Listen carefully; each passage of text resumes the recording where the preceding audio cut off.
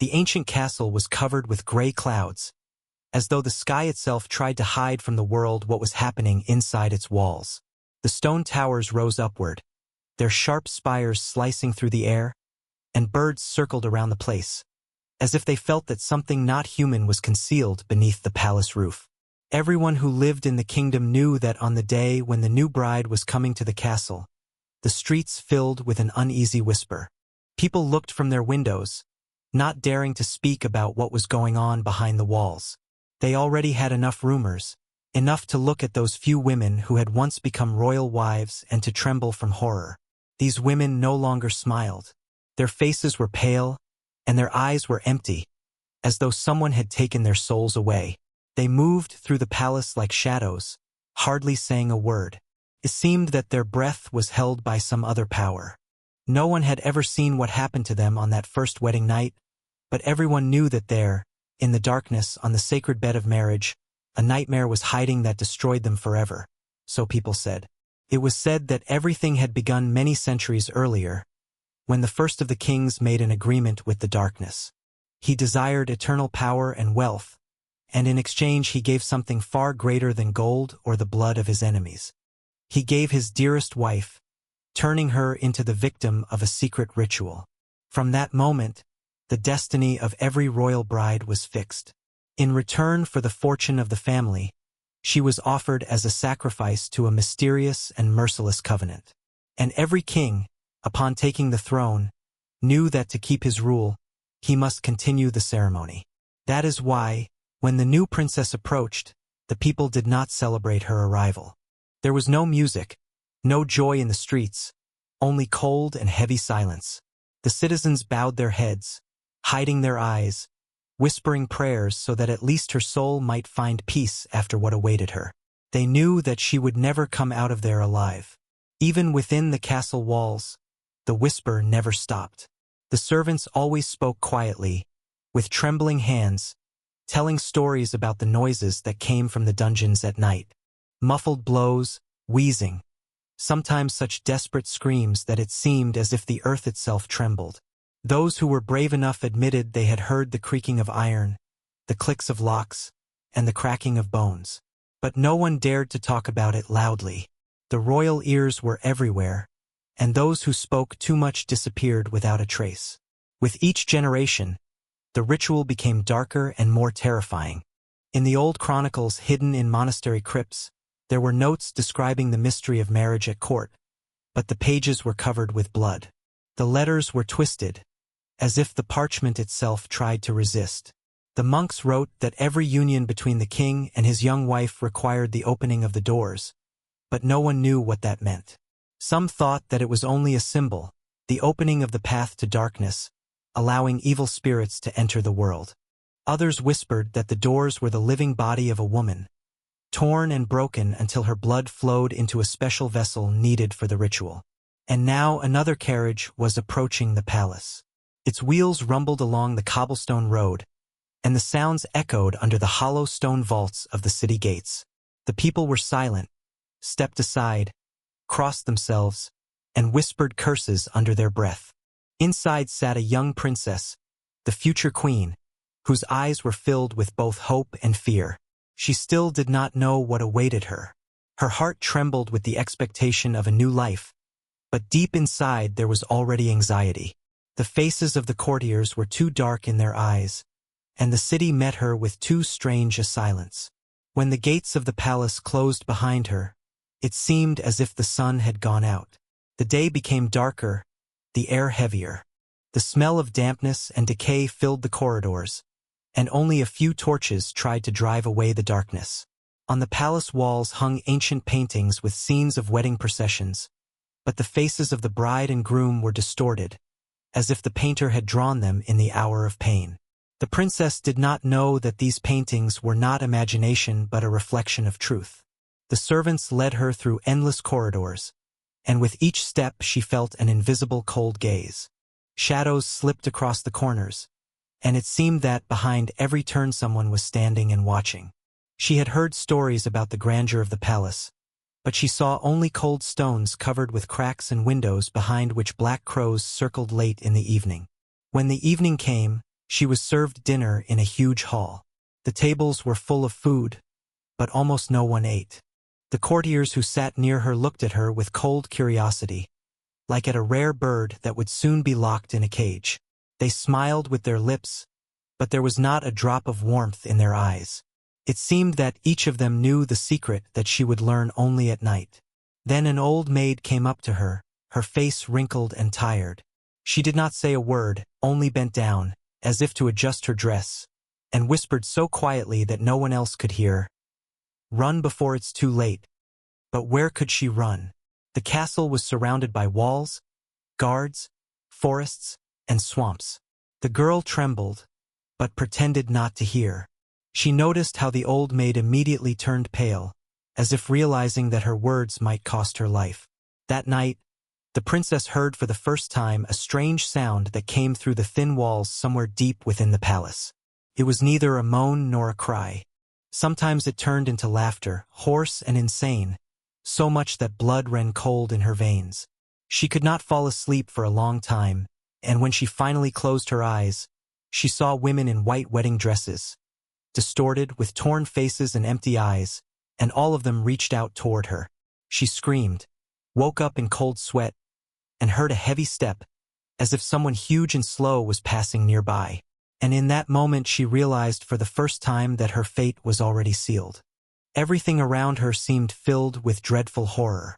There were no mirrors in the corridors. They had been removed long ago, because no one wanted to see the reflection of what happened in this place.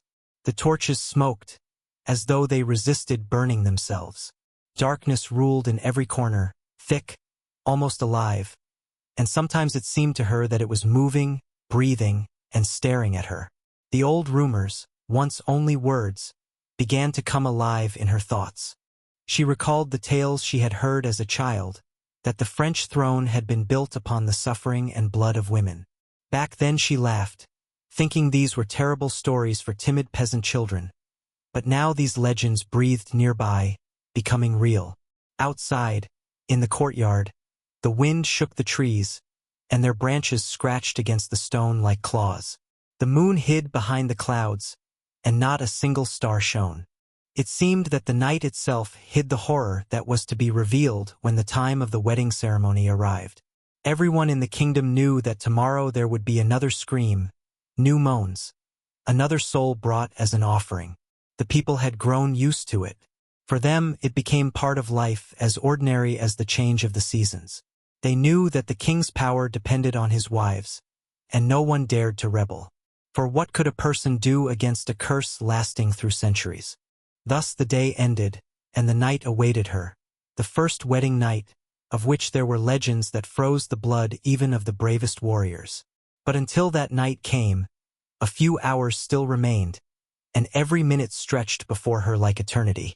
Twilight fell upon the castle like a black veil, and the darkness seeped into every corner.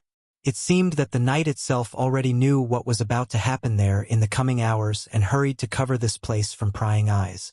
The torches in the corridors were lit, but their light was weak and trembling, as if even fire feared to look upon what was happening. Eleonora stood by the window of her chamber and gazed outside. Servants bustled there, preparing for the coming ceremony.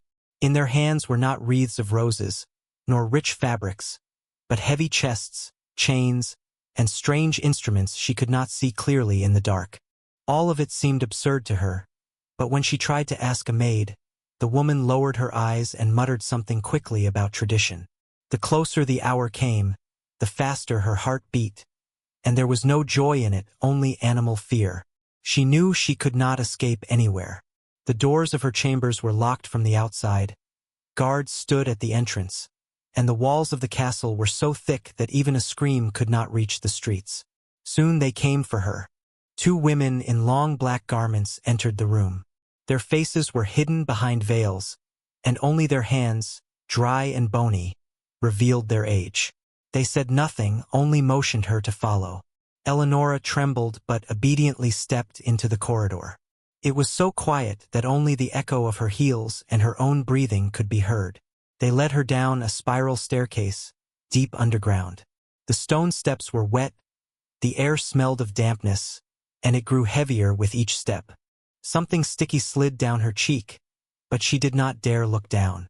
Finally, they stopped before a heavy door made of black wood and bound with iron. Strange symbols were carved into it, not crosses or royal coats of arms. The symbols seemed to move in the flickering torchlight, as if they were breathing. One of the women pushed the door open, and Eleonora entered a vast hall that looked like a temple. But this temple was not built for God. The ceilings were so high that they vanished into darkness. The walls were carved with images of women's bodies, twisted, broken, and distorted, as though frozen in eternal torment. In the center stood an altar of white marble, but its surface was marked with dark brown stains. She was chilled to realize it was blood.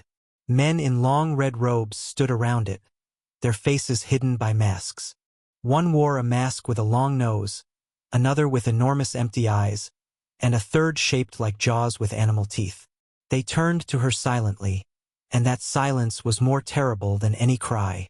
Eleonora stepped back, but someone's hands grabbed her shoulders and pushed her forward. She was led to the altar. Her heart pounded so fiercely that it seemed it would burst from her chest. She began to pray, but her prayers were lost in the heavy air, as though the power of heaven refused to enter this place. When she was brought to the altar, the men lifted their hands and spoke in a tongue she could not understand. Their voices echoed beneath the arches of the hall, and every word struck her chest like a hammer. Eleonora was laid upon the cold stone, and she felt how iron rings pressed against her skin. She screamed, but her cry drowned in the chanting of voices. No one paid attention to her, as if everything was going as it should. Then a man appeared, dressed in a black cloak. His face was completely covered. Not even his eyes could be seen. In his hands he held a golden bowl. He raised it high, and the choir suddenly fell silent. Eleonora did not understand what was happening, but she felt that the worst was about to begin.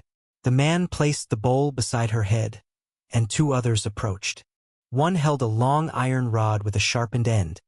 The other carried a knife of strange curved shape, its handle decorated with mysterious symbols. They were in no hurry. Their movements were calm, precise, as of those performing a well-known ritual. Eleonora screamed again, but her mouth was quickly covered with a piece of cloth. Tears streamed down her cheeks, and her whole body shook with fear. She tried to break free, but the chains only dug deeper into her skin. The men began to sing again, their voices rising louder, rougher, like the tolling of a bell.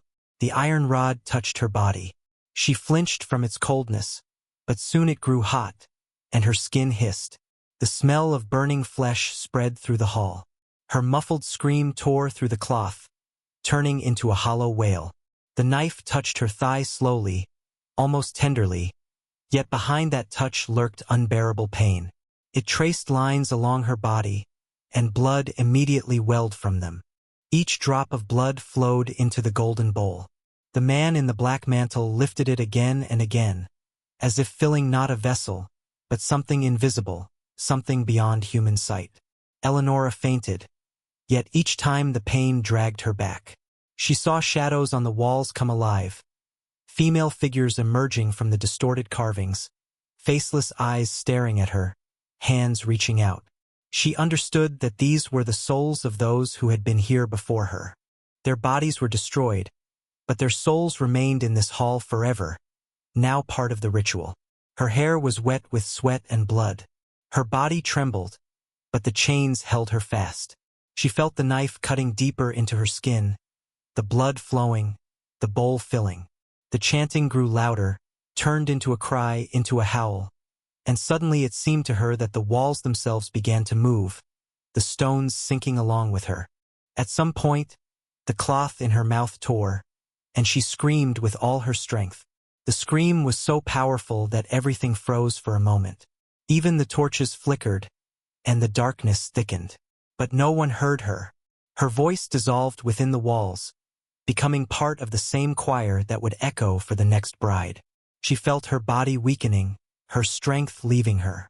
The voices drifted away, the movements slowed. The last thing she saw was the eyes behind a mask with empty holes. It seemed as if the darkness itself peered through them. Then the bowl was lifted one last time and the world disappeared. Yet she did not die. Her consciousness did not fade.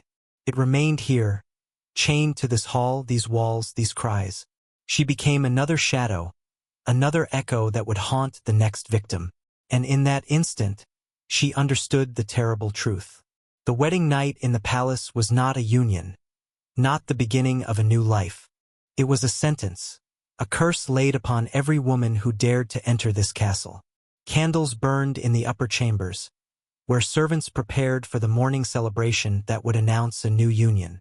No one would know that the bride was no longer herself, that her soul remained in the depths below, while her body was now only an empty shell, belonging to royal power.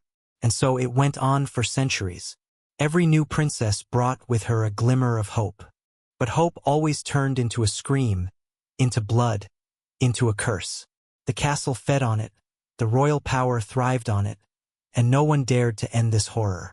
Eleanor became another stone in this eternal wall of suffering. And above, music was playing, and people were dancing, believing that they were rejoicing in happiness and love. But their laughter was muffled for only a brief moment by the groans that came from the dungeons. Beneath the marble floor, beneath all the golden halls where guests danced and where the king met ambassadors, the hidden darkness spread. There, deep below, was the chamber of pain, a place known only to the men of the royal family and a few of their trusted servants. It was the core of the curse, the endless abyss of horror from which there was no escape. When Eleanor was brought there, the chains no longer tore her skin, because she could hardly feel her own body. Yet her consciousness remained clear, and that was the most terrible thing, to see, to hear, to feel, and have no strength to resist. She was led through a long corridor, whose walls were built of red stone, and in the cracks of the stone gleamed frozen black moisture. It seemed as if the earth itself was crying. Ahead flickered the light, and the hall opened. It was of irregular shape, with a low ceiling and long vaults going into darkness. The air was thick and heavy. It smelled first of iron, and then of something else, faintly sweet, a smell that immediately caused nausea. In the center stood an altar that seemed to be made of marble, but when looked at closely, one could see that its surface was covered with tiny inclusions. They were too smooth, too identical. They were teeth, human teeth, embedded into the stone. Chains hung above the altar. Some ended in hooks, others in iron rings, and others in instruments whose forms were beyond description. They glimmered with age, polished by touching human flesh countless times. Iron grates hung along the walls, to which dried remains were nailed. The bodies of women still in their wedding dresses, their distorted poses, their empty eyes fixed upon the altar, as if they were eternal witnesses of what happened there. Eleanor was lifted and placed upon the altar. The stone was icy, and from the touch a shiver ran through her body. Figures in black hoods moved silently, almost gliding. One of them took her hand and lifted it toward the torchlight. His fingers were long and thin, and his skin, gray-green and stretched like that of a mummy. Eleanor flinched but could not turn her head away. An iron hoop pressed her head against the stone. Then the king himself entered the hall. His garments shone with golden threads, but his face was dark, and in his eyes burned something inhuman. He looked at Eleanor as a predator looks at prey, and there was not a drop of human pity in that look. His arrival caused movement among the hooded figures. They bowed their heads, and their lips murmured a spell. The king approached the altar and placed his hand on her cheek. His fingers were cold as ice. He leaned closer and whispered, "You will become my wife, but your voice belongs to me, your soul to my throne, your body to this chamber." His words burned her stronger than any hot iron. She screamed, but the cry echoed from the stone walls and came back to her, as if hundreds of voices screamed at once. These were the voices of the other brides. The ceremony began. Her arms and legs were fastened. The chains swung as the hooded figures began the ritual. They opened the chests and took out the tools, heated tongs, knives, thick needles like a finger, and wooden wedges. All of this was placed on the iron table nearby, and every sound of metal echoed in Eleanor's heart with fear. Her skin was cut on the chest and shoulders, so slowly that she felt every motion. Her blood dripped onto the toothed surface of the altar, and the stone seemed to absorb it. The altar was alive. It pulsed, and blood flowed into its cracks, feeding it. Her mouth was filled with the taste of iron. She could hardly breathe, and it seemed that life itself was leaving her together with her blood. When the knives were put aside, other tortures began. Her body was pierced with needles that wove symbols into her skin. The needles left behind not only wounds but also fire, as if infernal energy. New patterns appeared on the walls, and bloody lines shone with crimson light. At that moment, Eleanor noticed that the brides, whose bodies were chained to the walls, began to move. Their empty eyes lit up, and a moan came from their mouths. They looked at her. They felt her pain, and it seemed that her torment was a continuation of their own. She realized that each of them had passed through this, and their souls had remained trapped. The king took a golden bowl, placed it on the altar, and filled it with her blood. Then he dipped his finger into the bowl and drew it along Eleanor's lips. "Now," he said, "you are bound to me." He said it. The taste was both sweet and foul, like a rotten berry. Her eyes filled with tears, not only from pain, but from the realization that there was no return anymore. After that, she was forced to repeat strange words she did not understand, words that came out of her lips against her own will. Her voice sounded alien, low, as though another being spoke through her. At that moment, she realized that her soul was being broken, subdued, and forced to belong to this darkness. When the ritual ended, her body was covered with cuts, burns, and bleeding symbols. She barely breathed, yet her eyes remained open. She was released but not freed. The chains still bound her. The king once again leaned over her and said, "From this day on, you will be silent. Your place in court is to keep quiet, to smile, and to listen. Your true voice will remain here." After those words, one of the hooded monks lifted a heavy iron collar to her neck. It was cold and weighty.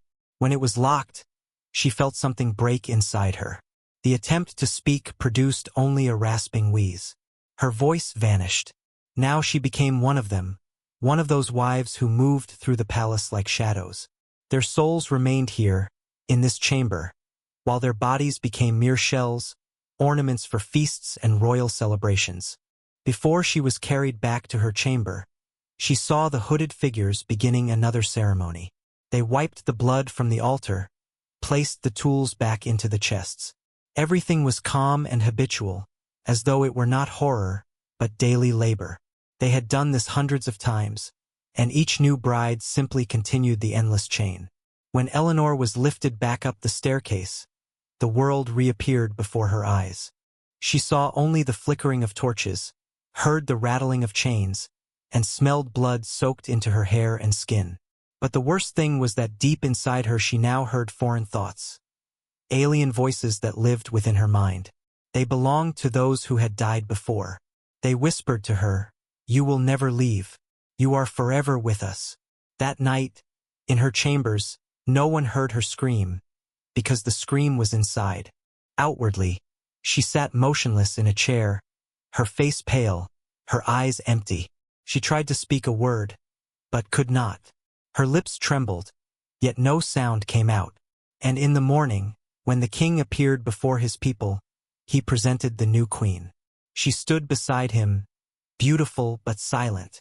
The crowd saw her smiling, yet there was no life in that smile. She was only a shadow, and everyone knew. Another soul had stayed beneath the marble, in the chamber of pain. Night fell over the castle, and the darkness became thick, like fabric, ready to hide all living things. After Eleanor returned to her chambers, silence spread through the corridors. But it was not the calm silence of sleep. It was heavy, tense, as though awaiting a storm. Something unseen stirred within her, the breathing of hundreds of souls that had not found peace. At first it was faint, a whisper coming from the stone walls. The whisper grew stronger, louder, until the words could no longer be distinguished. It was an inhuman, merciless choir. Pain echoed in every note, curses in every breath. These sounds seeped into the rooms of the court ladies sleeping in luxury, and into the guardhouse, where soldiers watched the gates and the king's bedroom. People gasped in their sleep, horror twisting their faces. Then the walls began to tremble. At first it was a soft crack, like a gust of wind striking the windows. Then the beams shook, and the chains on the torches rattled. Servants rushed into the corridors, shouting, but their cries were drowned by a roar, as if the whole castle had become the throat of a giant beast. From the floors, from the cracks in the stone, it rose. Shapes began to form, the figures of women in wedding dresses, torn lace and bloodied veils. Their faces were empty masks, but fire blazed in their eyes, red as burning coals. Each one moved slowly but surely, as if she knew the path. Their number grew and grew. They rose from the dungeons, from the chamber of pain, from tombs, from the walls themselves. The ladies of the court began to scream and flee, but the shadows blocked their way. The touch of those hands was deadly. The skin of the victims cracked instantly. Their bodies crumbled to dust. The soldiers tried to draw their swords, but the iron melted in their grasp. They cried out, fell to their knees, begged for mercy, but the ghostly women knew none. Their voices were only echoes of pain. They avenged centuries of torment. Eleanor still sat in her chair when the door of her chamber opened by itself. They stood at the threshold, the first brides, those who had died centuries ago. Their gowns were eaten by time, their faces empty of flesh, yet from them shone a pale cold light that extinguished the candles. One of them reached out her hand toward Eleanor, and Eleanor, unable to resist, stood and followed them. She understood. Now she became one of them. At that moment, the king awoke because his bed was shaking as if a ship caught in a storm. He jumped up, lit a candle, and saw shadows creeping along the walls of his chamber. They thickened, grew denser, and among them were his wives, dozens, hundreds, all those whom he and his forefathers had sacrificed. Their eyes glowed red, and their lips remained silent. Yet the king heard their screams inside his head. It was the same cry he had heard every wedding night, only now it thundered 1,000 times louder. He shouted, called for the guards, but no one came. The castle was already taken by those who had risen from their graves. The shadows advanced, and the king, clutching a dagger in desperation, tried to strike one of them. But the blade passed through her form like smoke and answered with pain in his own flesh. He fell, clutching his side, as the women surrounded him. They did not kill him quickly. Each reached out her hands in turn, and with every touch his body became covered with sores. His skin shriveled, his bones cracked. He groaned and screamed while they stared at him silently, as if wishing him to feel every drop of agony that each of them once endured. He called their names, begged for mercy, promised them freedom, but they did not listen. His words were empty. By that time, the entire castle was filled with weeping. Servants, soldiers, courtiers, all became victims. The ghostly women moved through the halls, destroying everything in their path. Golden chandeliers crashed down. The walls split, statues shattered. The music that once echoed through the palace now returned as a wild, inhuman shriek.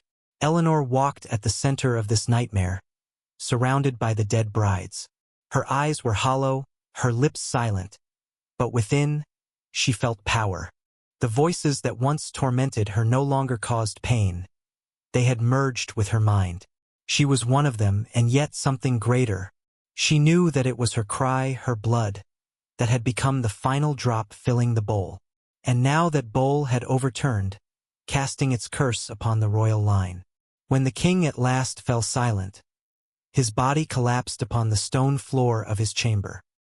His eyes had burst, his lips were clenched, and his skin had turned gray and lifeless. The women drew back, and one of them lifted the crown that had rolled beside him. She held it in her hands for a moment, then threw it to the ground. The golden crown shattered like thin glass. At that instant, the entire castle shook. The towers crumbled, the stones fell, beams snapped, and the palace that had stood as a symbol of power for centuries collapsed into ruins. The female figures dissolved into the air. Their screams faded into the night, leaving only echoes. Eleanor stood in the middle of the hall, watching everything collapse around her. She did not feel fear. She knew her life had ended, but her soul was finally free. At dawn, the castle stood empty. People from the nearby villages gathered at the foot of the hill and saw only ruins, with smoke rising into the sky. No one heard screams, but everyone sensed that something dreadful had taken place. They remained silent, afraid to speak even a word.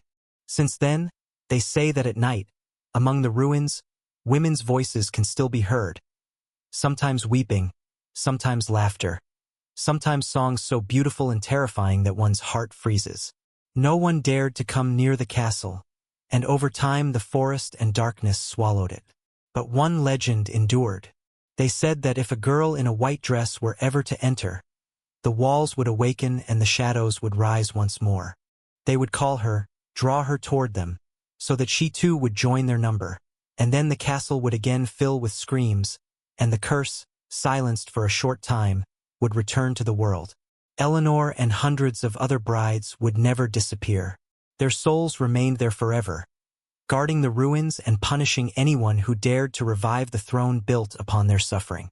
Their screams became the wind, their tears the rain, their hatred the dust of stone that forever drifts over those lands. And every traveler who passed by felt a chill, as though an unseen hand brushed his skin. They were the ones, those whose lives had been destroyed by the wedding night, whose fates had been offered to darkness. They were no longer silent shades in the courtyard. They had become a force that destroyed an entire kingdom. Their tale was passed down in whispers from generation to generation, as a warning.